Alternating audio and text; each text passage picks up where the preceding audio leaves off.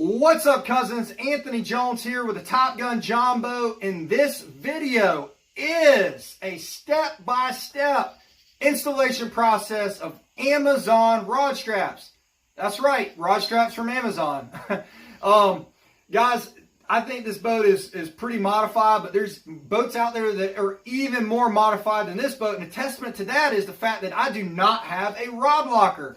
So I got some straps on Amazon, great bang for your buck, very budget friendly mod that you can do to your John boat. It doesn't have to, you don't have to have a crazy boat. You can just be starting out, just a way to secure your rods to your aluminum benches, or if you do a casting deck, to your casting deck if you don't have a rod locker or plan on going that route. So that's what this is about. It's a step-by-step installation process.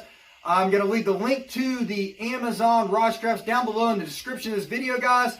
And then lastly, this very well may be the last video that I do for now of this boat before the reveal video. I'm very excited about the reveal video. I'll let you in the loop here for a second. I've gotten some good footage of the boat. We're going to do a full walkthrough of the boat. And I'm actually going to show you some never before seen footage of the boat before I have my YouTube channel of the build process when it was really rough and hacked up. And if you're a hardcore subscriber, I think you'll get a kick out of that, as well as tell the story behind the build, because guys, there's actually a story, believe it or not, behind the build, how I got into this and why I did the boat build and how it all came about. It really snowballed into this. This was never the intention, but I'm thankful for how it's taken off and all of your support so far. And that's pretty much it. So stay tuned for that, guys. If you like the content, like the video, you know, all that crap, subscribe to the channel. Hey guys, if you like it, you'll do it. So if not, then that's okay too. But hopefully you can take something away from this. That's what it's all about, is us helping each other out. And so hopefully you take something away from this rod strap video, guys. And again, link will be in the description if you like the product that you see. I like it so far. I've fished the boat a few times, and it's worked out great for me. So that is it. Until next time, guys, may your tiny boat builds be great. These are the rod straps that I got from Amazon in the package. This is how they came. Looks like there's some instructions in there and hardware. Let's go ahead and open up these rod straps. Okay, so these have some plastic. You got your plastic hook in. This is plastic. At first glance, it looks to be of pretty good quality, considering what they are, guys. They're just a budget-friendly way for you to hold your rods down. You know, they're not made out of the most hardcore materials. This is like a bungee cord material. It looks to be the hardware is some of the same hard plastic, I guess, as this stuff. So anyhow, it came with instructions that I do like, that it came with instructions. It shows you how you can modify these. That's a unique feature on these, is that you could take this end cap off and cut to fit the exact length for the application in your boat. So I'm going to show you. This is an old one that I had bought once upon a time at Academy Sports. These are the Amazon ones. I'll show you the difference. This is a rubber material. This in length is under a foot, and it is not modifiable, if that's even a word. With these, you can modify them to suit your needs by taking this cap off and cutting them, which is what I'm going to do. I want it to be about this length. So we're going to cut this one to about that length. Again, on the old one, you'll notice rubber, bungee. This is actually metal. That's plastic. And then you can cut to fit this one. You cannot cut to fit that one. This has a massive hook. That's a lower profile hook. I like that about it. Guys, I'm going to go ahead and cut these and modify them, and then we'll install them. Very simple, guys. That's two parts. Okay, part here, see that? All right, so all you do is break this cap loose, slide it down, and then you can remove this part off the cord altogether, remove it all off, or you could just slide it the other way and cut it. All you're going to do is cut the cord, and you're going to heat up the end with a lighter and put everything back together, and it should lock and stay back in place. I'm going to try it out. Let's see how it goes. Okay, incredibly simple there. All I did was measure my actual cord to 10 inches, cut it with some scissors, then I took this Bic lighter and just kind of burn the end. Okay, because what happens is if you cut it and you don't burn the end, you can't get this clip back on.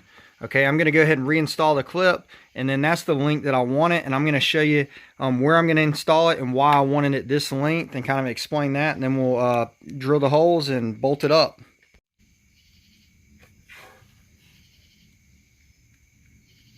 I'm sure you guys can appreciate my OCD.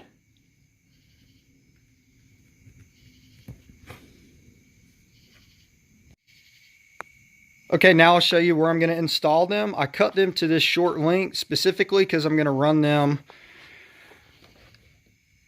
just like that to where I could hold, I don't know, 2 or 3 rods on each side of my boat. So we're going to do one down that way, and we're going to do one down this way. Okay, that'll allow me to keep rods on both sides, and they'll be out of the way. I don't have a rod locker. That was something that I did not do because I left my middle bench, and these will stay out of the way of the live well and out of the way of the cooler, and then my rods will stay out of the way of my back stows. So it just kind of all works out. It makes sense for that location. I didn't need them any longer than what I cut them at because I don't plan on storing rods into this flooring area. So that's what we're going to go with, and I'm going to go ahead and drill some holes and do the install. All right, hardware I'm going to use. I do not know if these are stainless. They sort of look like stainless, but there's no guarantees. That's what came with it, but I'm going to replace them with these 3/4 number 10 stainless screws. That's what I'm going to use to actually secure that.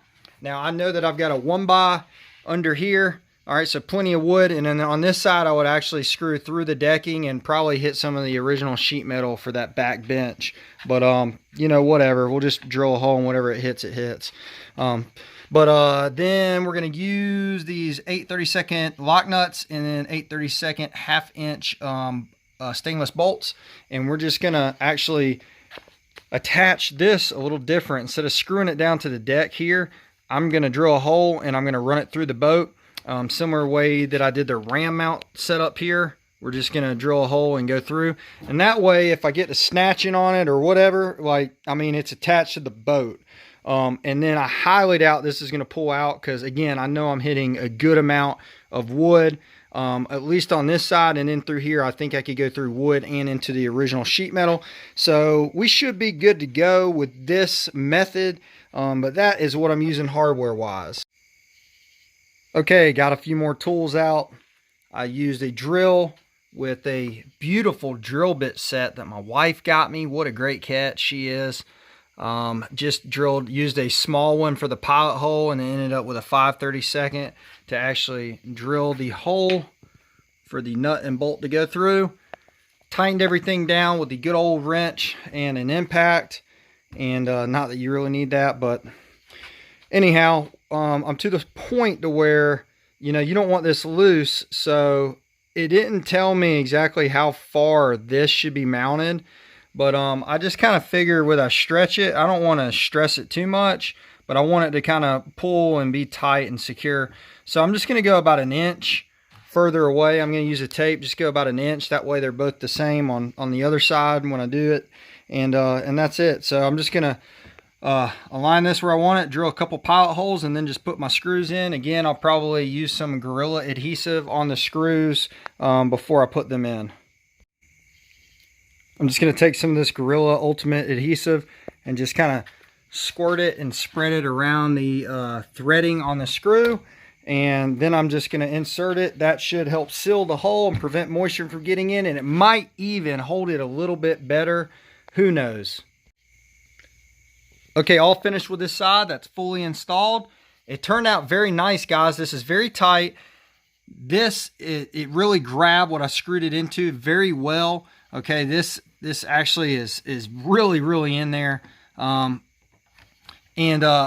wanted to point something out. If you do not use the hardware that they send with it, make sure that you use a screw, which in this case, these are the number 10, 3/4. Make sure that thread size is the same diameter as that hole. Okay, because if you use a threading or a screw that's a much smaller diameter, this thing's going to have a lot of room for play, and then that's when stressing occurs and things break. Just wanted to point that out, little tip, but I'm going to repeat the process on the other side. Okay, all finished. There she is, installed with no rods. Most of my rods are in my man cave, but I do have these rods out here. So we've got a spinning rod, and we have a bait caster. And this just kind of shows you how it works and how it locks into place. Okay. And I'm thinking you could probably fit 3 rods comfortably, maybe 4 if they're bait casters on each side. It just goes down the side like so. On this one side, it does cover this small hatch, but that's just got my rear pole light in there. It's not a hatch I'll really need a lot of access to. And then on this side, there is no hatch. It's actually all the onboard electronics. So I will probably start by putting my rods on this side, and then if I have extra, then they can go on this side and cover that hatch up. It just is what it is, guys, when you want to save your middle bench and your foam, and you don't want to hack your whole boat up to have a rod locker, which is something I didn't want to do on this build. So I think there's a lot of you out there that don't want to go that far and in depth, or you just are looking for a simple mod to do to make your boat more functional. And I think that that's what these are. I'm going to leave the link again in the description for this product in particular that I used on this boat. And I hope you guys have taken something away from this and enjoyed it. And as always, thanks for tuning in. May your tiny boat builds be great.